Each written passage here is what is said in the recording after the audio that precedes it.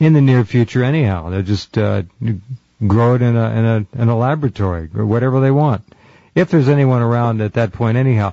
So without your people being able to pull off their ultimatum, I'm not saying they can or can't, I'm saying without that happening, it would seem that the planet is in store for a hell of a population reduction, continued environmental rape, pillage, plunder, and looting, and a potential complete collapse of the Earth's ecosystems.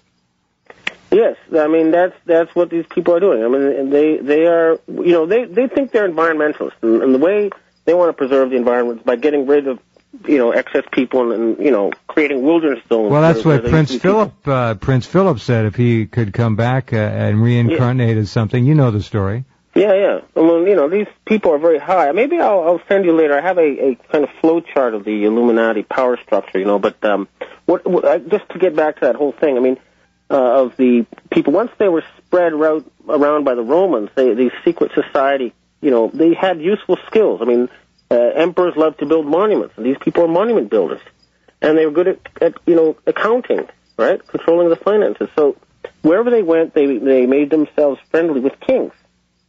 And so their influence is everywhere, and they have this secret society. Again, this has nothing to do with the Jews. It's a separate thing. It's a secret satanic society whose members are who are atheists. Arch-atheists. Yes, and they got control of some people in Central Asia called the Khazars, right? I know, and they adopted Judaism in the 9th century. I know the story. Yeah, and they were attacked by the Mongols and the Russians, and their elite fled with the treasure. Part of them fled into Europe. China? And the rest went to Europe. They split, pretty much, yeah. Yeah, and the ones that went to Europe eventually intermarried with the royal families, and they got their big break when they started financing all the royal families against Napoleon. And they've since basically intermarried with all the old aristocracy, and there's this group of interbred families. And that is the Illuminati.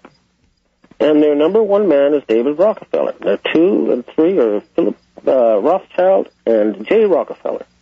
Just remember those 3 names at the very least. And don't forget Lord Carrington out there in England. But we all know who they are. That's the thing about them. We have just 2 minutes. What is the role of the Catholic Church in all this, if any?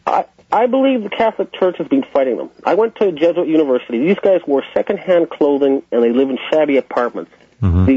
The Freemasons I've met all have huge fortunes and live like pigs, and that tells me a lot. Mm. I think the Catholic Church has been fighting them, and I think they'll be an important ally with Russia. Well, I don't know. It's interesting to see them talking about Tony Blair's formal conversion to Catholicism, and the Pope going to name him to be the papal envoy for peace in Jerusalem. If there's any truth to that story, which was all widely circulated, that's getting pretty weird.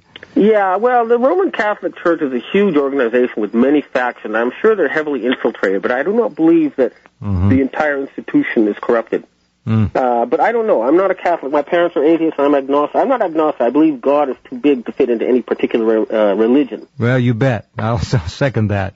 We're just about out of time, Ben. Anything you want to leave us with this visit tonight? Yeah, just remember, these people are for real, and just remember, get the eye. That's the secret. Grab the eye, and humanity will be freed. That's the message. All right. Thank you very much, Ben Fulford, for being here. Look forward to another conversation. If I can help you, let me know. All right, thanks. It's been a great honor. Okay, thank you, sir. Right. Good night. Bye. Benjamin Fulford, live from Tokyo. There's a conversation to remember. Do read Henry Macro, PhD's article at Rense.com. Just think about it. As I often say, there is a lot to think about. And that is certainly something unique and something I've not heard before. And I, again, think it merits revisiting that probably more than a few of you out there are saying, wouldn't that be nice if everything could change with no one having to die?